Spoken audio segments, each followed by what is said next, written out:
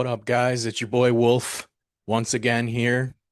Today we're going to talk about AEW. Last week I gave the preview of Money in the Bank and Worlds Collide, and I briefly touched upon AEW. Um, I don't want to review whole shows with them. I've only been watching again for about 2 months, so I don't. I guess I don't have a big enough sample size to actually go through and review actual shows. Plus, their last two shows have been 4 hours each, so they're just very long. And I honestly don't think I could comment on everything in 15 to 20 minutes like I want to. I'm trying to keep my videos down to about 15, 20 minutes. But obviously, previewing two shows last week, there was just no way I could fit that in. Um, so this is kind of just an overall opinion of AEW from when I started watching about 2 months ago up until the Dynamite summer blockbuster that just took place.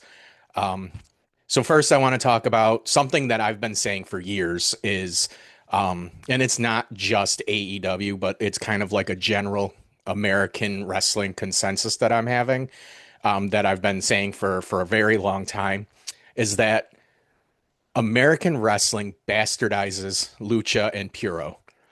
That's just how it is. It's like they've watched clips of Misawa dropping Kawada on his head and are like, that's cool. We're gonna do that. And they look at only the clips of those big, brutal moves, but they don't, I guess, if they've watched the whole matches, they just kind of blank out all of that stuff in between those moves because there is a clear buildup. There is a clear story to be told. And I just want to go back briefly to the Chad Gable El Hijo de Vikingo match. That is very much a perfect example of true lucha. Was there a lot of insane spots? Absolutely.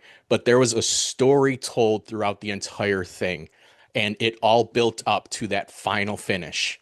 Um, Most companies, in the past, like PWG, they took out all of that build or all of that story being told that led up to the big moves, and they would just go spot to spot to spot to spot, big move to big move to big move to big move. That was happening a lot in AEW as well, and it was getting too much to me. But now that they've had this big influx of actual CMLL Lucha guys instead of like the stray one or two, I've noticed a distinct difference in the way that lucha matches, or I don't want to say spot fest matches, but like those high flying matches, are being told. There's still some people who do that. I'm going to point out Speedball Mike Bailey right now. I don't see the appeal of him. I guess, he's decent in what he does, playing that martial arts ninja role. But I just feel like a lot of his stuff looks fake, overly fake. A lot of it looks very clean and practiced. It's very spot oriented. It's very little psychology. It's just move, move, move, move. Fancy kick, martial arts kick, flip, flip, flip. I don't see it. And it's not necessarily just him because there's another guy that is in, I think he's in New Japan now, but he was in Pro Wrestling Noah for a long time by the name Ninja Mac. Same exact thing. I never saw the appeal of him. I know he did a recent spot where he did like backflips from the ring over the top rope to through the entranceway, which again looks cool, but the guy he was doing it to just kind of stepped back, step back, step back. He was watching Ninja Mac do this the entire way, and he acted at the end when Ninja hit him with it that he was completely unprepared for it. It's like, how can you watch something for 15 seconds and then just go, "Oh my God, he's gonna do it"? Like it's fake, it's rehearsed, it's choreographed, and it has nothing. It's not professional wrestling. It's theatrics. It's glorified ballet. Which, if you want to watch that stuff, please feel free to go ahead. Um, it's thankfully AEW is not built on that. I felt for a long time it was. And that's exactly why I stopped watching, is a lot of their matches felt too choreographed. Um, they were just trying to play ballet. They were doing gymnastics in the ring, and it didn't appeal to me. Um, I also want to talk about. Um, let's get into this match. I'll come back to what I originally wanted to talk about. The one match I do want to talk about is Theckla versus Queen Aminata. I want to apologize to my friends who I called her Alicia Fox Jr. multiple times, but I did not mean in-ring work. I meant just appearance. She very much looks like Alicia Fox, especially towards the end of Alicia Fox WWE run, where she had like the head scarf thing, and she wore like she just looks just like her. She's tall, she's long legs. She dresses like her. So when I say Alicia Fox Jr., I meant only appearance. But let's get to this match. It's Thecla's second match in AEW, and she was basically worked over for probably 7 of those 10 to 12 minutes that they went.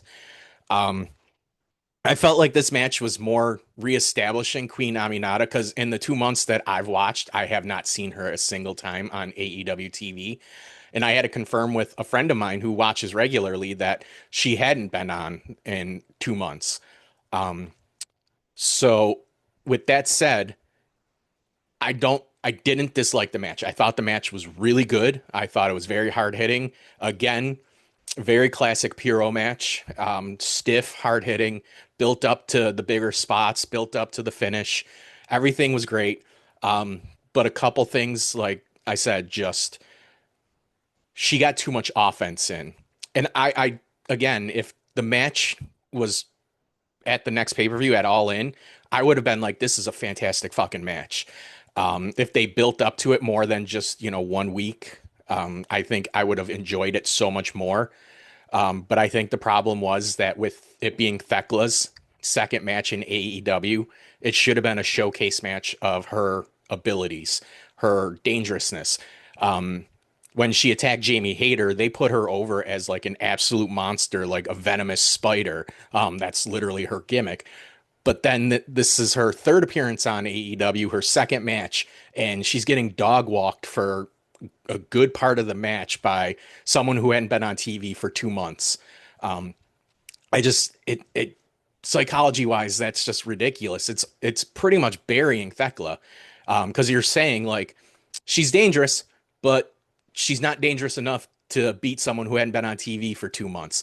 She's dangerous, but she can't beat Queen Aminata, who, let's be honest, she's not, at least to me, because I haven't watched in a long time, um, a world champion caliber. Maybe she is. I don't know. Like, but in 2 months, if she hadn't been on TV, I would have had her do a few matches to build her back up, to rebuild her, and have Thecla have a few matches to express her dangerousness. And then they could have met it all in, kind of planning this all out. Like last week should have been the establishment of a short-term storyline and then capitalized or paid off at all in.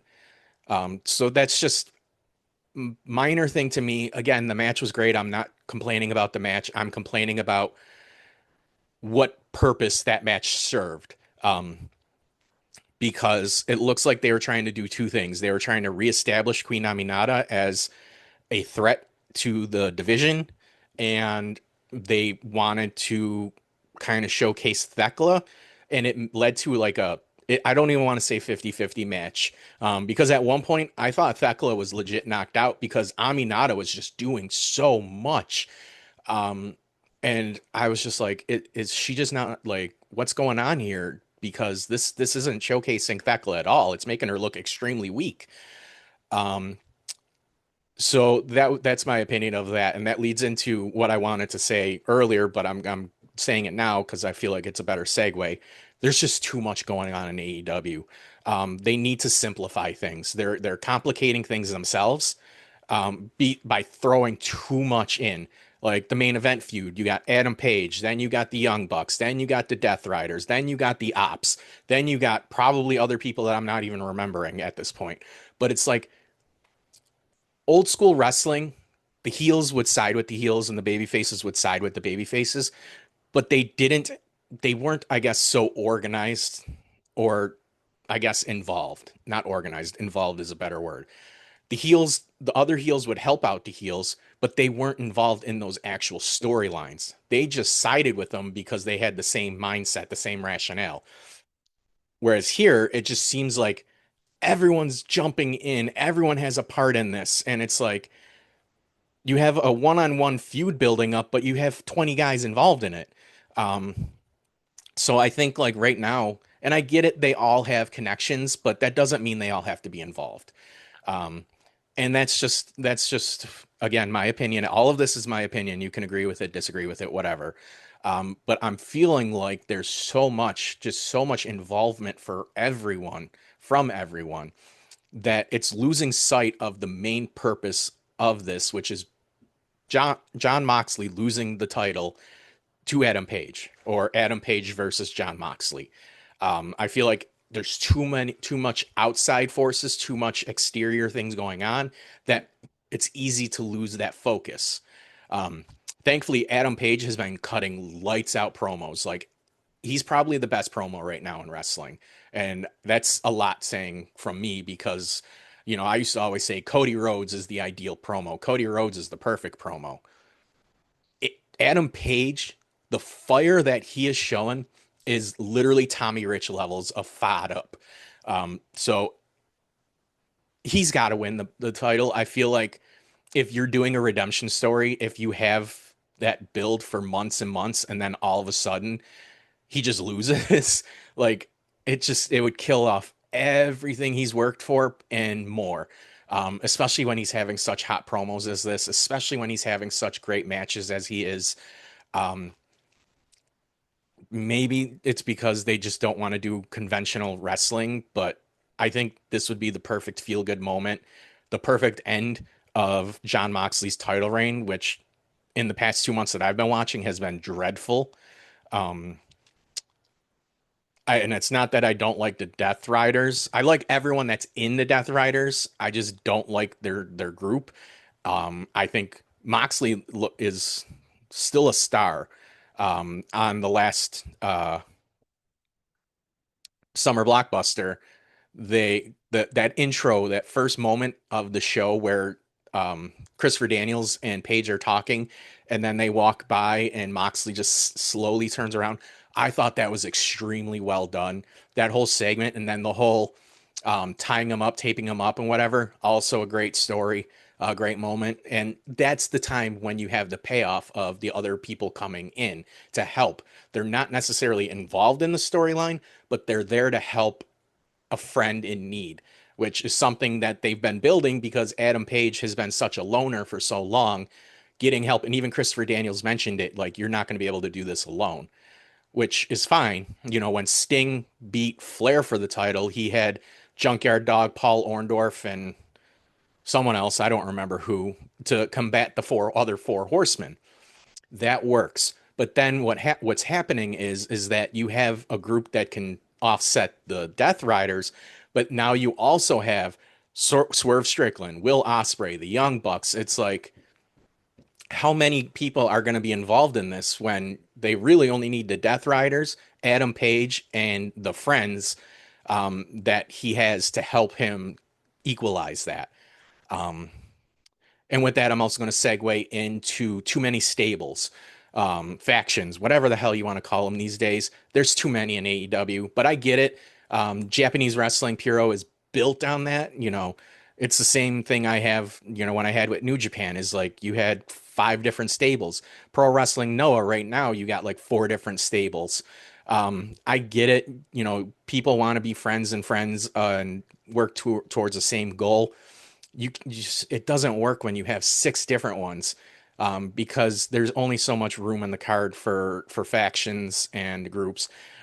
You can be a babyface and still be friends with another babyface, but not in a faction or group with them.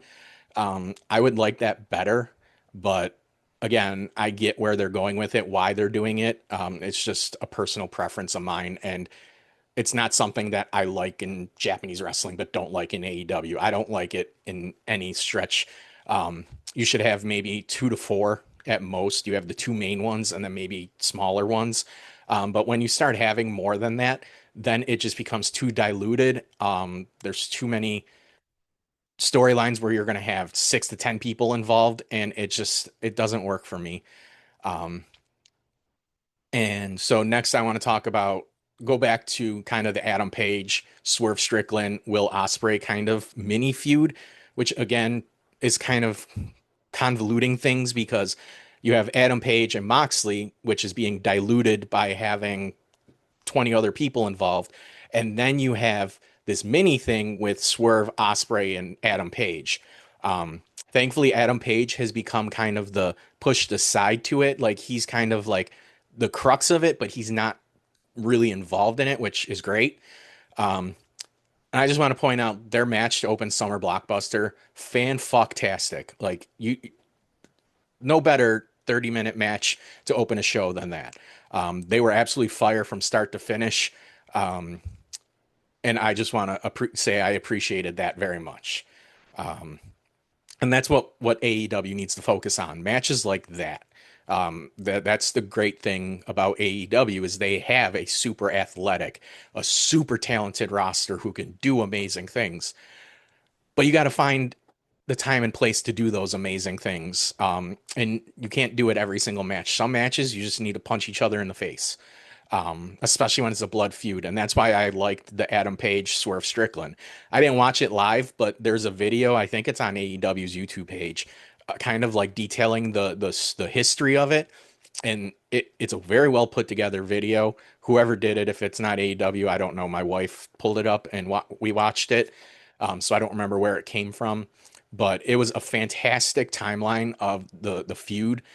Showed a lot of good clips, and it really highlighted the feud, and it made me realize just how great AEW can be when they focus on being serious. And that segues into my last point. Someone on Blue Sky and got a lot of likes with it, saying how AEW needs to stay silly. That's what it was founded on. And that bothered me just because a lot of AEW fans are constantly talking about gatekeeping. That's literally gatekeeping right there. You're excluding a group of wrestling fans because you don't want the product to be like that. And here's a newsflash. If any wrestling promotion wants to succeed, especially at the national and global level, you have to have variety. You can't have just one of everything or nothing. You know, that's why most comedy shows don't have 10 different people doing comedy unless it's like some low budget local thing where they're all getting 15 minutes or 20 minutes. Most headlining comedy acts maybe have two, maybe they have a local person open, then they have like the semi headliner, and then they have the headliner. There's a reason for that. If they're each talking about 20 minutes each, you're going to eventually get into the point where certain jokes start blending together, or they're basically the same joke but told differently. That's what you get when you just have silliness all the time, is each time like you're trying to hit the punchlines are going to start being the same, and then it becomes a competition between the wrestlers in the match to try to basically bury the person before them. We also can't have a lot of like spot fest matches for the same reason. Eventually it's going to get to the point, especially if you have 7 or 8 matches, where you're trying to outdo each other by the time you get to the main event without them literally like killing each other, dropping each other on their heads, breaking their necks. Like everyone's going to look back and go, it was a good match, but it wasn't as good as the other one because that one they did a 1230 onto a table through glass, thumbtacks, and fire. It's just one of those things where it constantly becomes this thing where you're one-upping each other for the same thing. And the crowd will get burnt out. They'll start shitting on later matches because the earlier matches did so much and did the same thing but better. It hurts the product overall. And also it makes it a niche product. That's the problem ECW eventually started having. They were building up because they were a variety of wrestling. They would have those hardcore matches, Terry Funk and Sabu and Born to Be Wired, a match that literally is like never seen the light of day because it was so violent that they couldn't put it on TV. They ended up doing a VHS. I used to have the VHS, and it was probably it, and even with all the Japan stuff, it was probably the most violent barbed wire match I've ever seen. Sabu literally tore his bicep during that match and kept going. The finish of that match was literally Sabu just kind of pinning Terry Funk. He was just kind of laying on him because they were so wrapped up in barbed wire, they couldn't move anymore. They had to just go to the finish because they couldn't do anything else. They were so wrapped up. So, but the point of that is that to to offset that, they also had Dean Malenko. They had, the Eliminators. They had the Dudley Boys. They had Rob Van Dam. They had, I can go on and on and on, but it wasn't built on just the Sabu Terry Funk style barbed wire match. You had great wrestling contests mixed in. You had comedy mixed in, you know, so but it got to a point where they became so famous for being extreme that they shoehorned themselves into being defined as that. And then the new crowd that they were bringing in only wanted that. And so they lost sight of their vision. Same thing's going to happen with AEW. You got to have, your comedy. You can have one or two segments of comedy. You can have one or two segments of extreme violent wrestling, one or two matches of spots, and it will bring the broader audience in. The fact that a lot of AEW fans are saying how WWE fans are gatekeeping them, or there's this argument of gatekeeping. It's just, I find it ridiculous simply because they're trying to do the same thing with their own promotion that they like. I don't really care. I didn't watch AEW for the longest time because it was too much of one thing. They were doing too many spot matches, or they were doing too much comedy and they were just neglecting everything. Um, I started getting interested again after Moxley beat Brian Danielson, sorry. And the way the match ended, I thought it was a little much, but also it's been done before. Ric Flair and Terry Funk did it in '89 with the bag over the head and everything. So it's not that that was something new that they did that was, going too far. Um, it was going too far, but it's been done before. So it's like you can't say you can't shit on that, but also say Ric Flair and Terry Funk was one of the greatest feuds of all time, because they did that spot in during that feud, and nobody really shit on it then. Um, so that's when I started to go, huh, maybe they're not all just, the jokes and the spots. And so I started following it more, um, up until a couple months ago when I was just WWE got to be such a chore to watch, and I'd been hearing so much good things about AEW, how they suddenly got good again, that I started watching, and I can honestly say that I agree. Um, their 4 hour show felt so much faster than even a 2.5 hour Raw. Don't even get me started on the absolute slog that is SmackDown. Um, I think WWE shows have just gotten really boring, but the AAA Worlds Collide felt so different for that. That was such a great show. Money in the Bank had already had a lot to live up to just based off that. I thought it was a fine show. The fact I went picked all the winners is mind blowing to me. Um, Most of them weren't in doubt except for the women's Money in the Bank. So the fact that I picked that one up really, really surprised me. Um, but back to AEW, their shows are great. They go by fast. You don't feel like you're sitting through something where your interest wanes, or you just start looking to do other things, or you just keep looking at your watch or your clock to go. I kind of want this to be done. I'm kind of done with this. I don't feel that at all. Um, so I hope AEW keeps doing what they're doing. Um, I don't really watch Collision. There's just too much wrestling these days. As big a wrestling fan as I am, like I can't watch. 2.5 hours of Raw, 3 hours of SmackDown, 4 hours of Dynamite, or even 2 hours of Dynamite and 2 hours of Collision. It's just too much for me these days. I get burnt out watching. I can only imagine these guys performing that much. Um, so I wanted to give equal time to AEW, and I just wanted to give my overall opinion that I like it.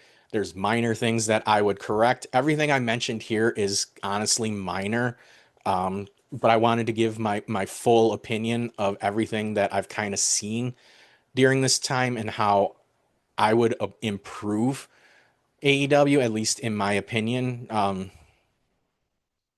But I think the most important thing, do less. Do less. Work on getting the crowd invested by your actions and your reactions. You guys don't have to always be doing, triple backflips and bring out tables and bring out thumbtacks. A lot of it's just not necessary. You can punch each other in the face and get the same reaction. We saw that with the cage match with Samoa Joe and John Moxley. That was just hard hitting, but they didn't bump as much as they would have in a regular match because they were so focused on telling the story of just hating each other so much that they just punched each other in the face. They beat on each other. They used the cage appropriately. Um, you can do less. Like hitting each other in a cage is not a bump. Like you're hitting a cage, but you're not taking a back bump. You're not taking a stomach bump. It's really safe compared to doing some type of backflip onto metal planks and a half quarter inch of padding of mattress padding. So it's like doing that, you can do less with more. And I think that's exactly what they did. That's also an ideal match of something that I like. But also, they threw in a bunch of other stuff during that episode of Dynamite that it didn't feel like it was all just that. And so I hope AEW keeps doing this. I hope AEW keeps the variety going. That's the only way you make your audience bigger. That's the only way you draw people in, because then you'll draw in people of all different forms of wrestling who like it. And if you do that well, they're willing to stay to watch the rest of it. And then if you do that well, then you just created a lifelong fan. So I would just say for AEW to keep doing what they're doing, focus more on psychology, focus more on the why, and not the just how and what you're doing. Focus on the why of what you're doing. Focus on your audience. Focus on the general audience and try to draw them in. I would love to see them grow exponentially this year. I feel like this is the perfect year to do it with all of the nonsense that's going on internally with WWE that's bleeding out externally into, the fan base finding out and not really approving. So I think absolutely now is the prime opportunity for AEW, and I just hope they take it. With that said, I'm just going to say never let anyone talk you out of your dreams. Never give up. Always push for what you want. Don't listen to anyone else. You can take their opinions, but don't take it as gospel. You'll get further in life, and this isn't just about wrestling. This is just life in general. So hopefully, I'll talk to you guys next time, and I'll have a new topic for you. With that, take care. Have a great day. Have a great weekend. Have a great month. I'll talk to you when I talk to you again.